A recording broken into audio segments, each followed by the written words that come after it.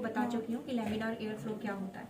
ठीक है, laminar air flow ये देख रहे हो तुम लोग, ये इसमें हम क्या करते हैं, इसमें ये जो है ये एक ऐसा कैबिनेट होता है जो हमें माइक्रो ऑर्गेनिज्म रहित वातावरण प्रोवाइड करता है। इसमें माइक्रो ऑर्गेनिजम्स मतलब नहीं प्रेजेंट होते। इस तरीके से हम इसको प्रिपेयर करते हैं जिसमें हम प्रोसेस जैसे कि इनोकुलेशन या फिर प्लेटिंग, पोरिंग, ये सारी प्रोसेस जो है हम इसमें करते हैं। ठीक है, सब कल्चरिंग वगैरह ये सारी प्रोसेस जो है हम इस कैबिनेट के अंदर करते हैं।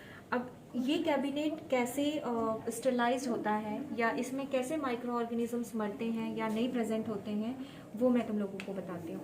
ठीक है, इसको यूज़ कैसे किया जाता है। लेमिनार एयर फ्लो को यूज़ करने के लिए देखो, सबसे पहले हम क्या करेंगे, इसकी ट्यूबलाइट ऑन करेंगे। ठीक है, इसमें ये ट्यूबलाइट्स होती ये देखो, इसमें ये 3 बटन्स होते हैं। देखो ये 3 बटन है इसमें। ठीक है, एक है ब्लोअर का, दूसरा है ट्यूबलाइट और तीसरा है यूवी। तो अभी हमने जस्ट काम स्टार्ट किया है तो हमने अभी बस ट्यूबलाइट को ऑन किया है। ठीक है, ट्यूबलाइट ऑन करने के बाद ये ध्यान रखना है कि हमने जो भी चीज़ें पहनी है, ठीक है, हाथ में एक तो नेल्स कटे होने चाहिए, है ना, और हाथ में ना अंगूठी होनी चाहिए, ना वॉच होनी चाहिए, कुछ भी नहीं होना चाहिए। और जो भी हमने पहना है, अगर एप्रिन पहना है तो हमारा एप्रिन साफ सुथरा होता है और हम लैब में पहनते हैं तो उसकी स्लीव्स यहाँ तक रह सकती है। लेकिन आपने एप्रिन नहीं पहना है तो अपनी स्लीव्स को इतनी ऊपर करो। इसको पूरा 70% इथेनॉल से क्या करना है, हमें वाइप करना है। 70% इथेनॉल से वाइप करने के बाद, ठीक है, इसको पूरी अच्छी तरीके से वाइप कर लिया हमने। उसके बाद हमें ये सरफेस को वाइप करना होता है। जो ये सरफेस है जिसको हम यूज़ करने वाले हैं, इसको हम वाइप करेंगे।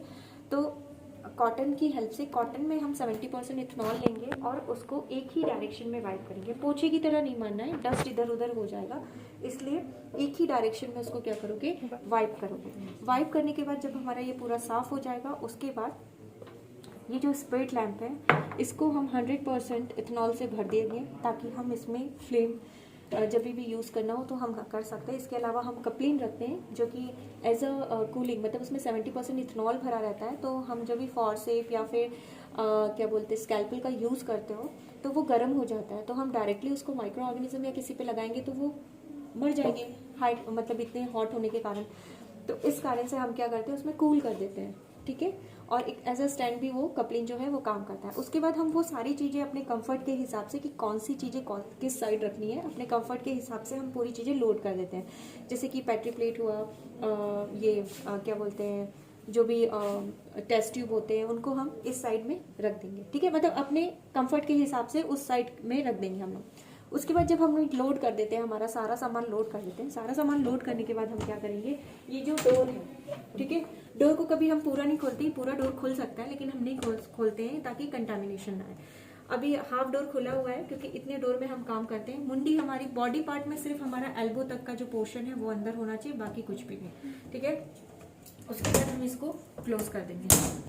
क्लोज करने के बाद लाइट ऑफ करने के बाद हम यहाँ पे यूवी लाइट्स जो है उनको क्या करेंगे, ऑन करेंगे। ठीक है, यूवी लाइट हमने ऑन कर दी।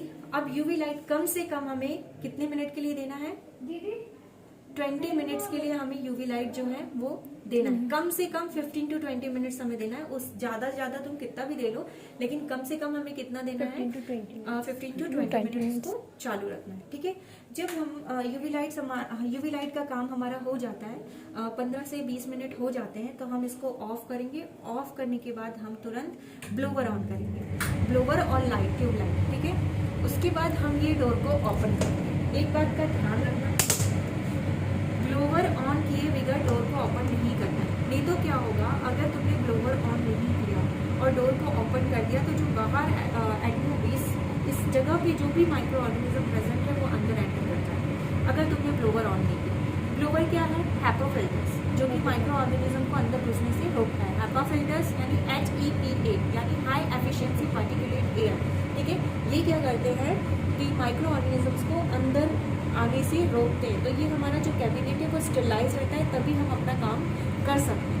ठीक है, फिर जो भी प्रोसेस है हमारे, ठीक है, वो हम क्या करेंगे, वो हम इसमें परफॉर्म करेंगे। लेकिन कुछ भी चीज़ें यूज़ करते हैं, जैसे पेट्री प्लेट यूज़ करते हैं, फॉसेट यूज़ करते हैं, पहले हमें फ्लेम के सामने उसको रेड हॉट करना है।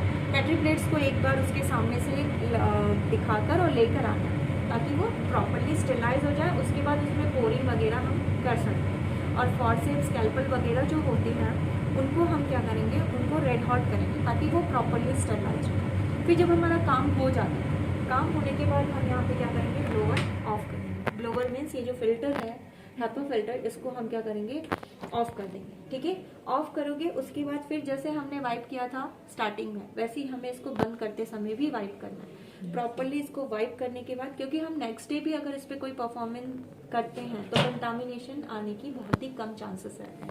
ठीक है, अब ऑलमोस्ट हमारा जो ये जैसे हमने ब्लोवर ऑन किया है तो हमारे जो माइक्रो ऑर्गेनिज्म है 99.99% जो है वो किल हो जाते हैं। ठीक है, तो उसको मेंटेन करने के लिए हमें ब्लोवर को ऑन करना पड़ता है, क्योंकि हमने पहले जो 70% इथेनॉल का यूज किया है, सरफेस वाइप किया है, उससे भी हमने काफी हद तक क्या किया है, माइक्रो ऑर्गेनिज्म को किल कर दिया है। उसके बाद हमने यूवी लाइट दिया है, उससे भी हमें माइक्रो ऑर्गेनिज्म को किल कर दिया है। इसीलिए उसको मेंटेन रखने के लिए हम ब्लोवर को ऑन करते हैं। इसीलिए ब्लोवर को ऑन करने के बाद ही डोर ओपन करना है। ठीक है, और फिर जब हमारा काम खत्म होता है तभी ब्लोवर ऑफ करना है, ये ध्यान रखना है।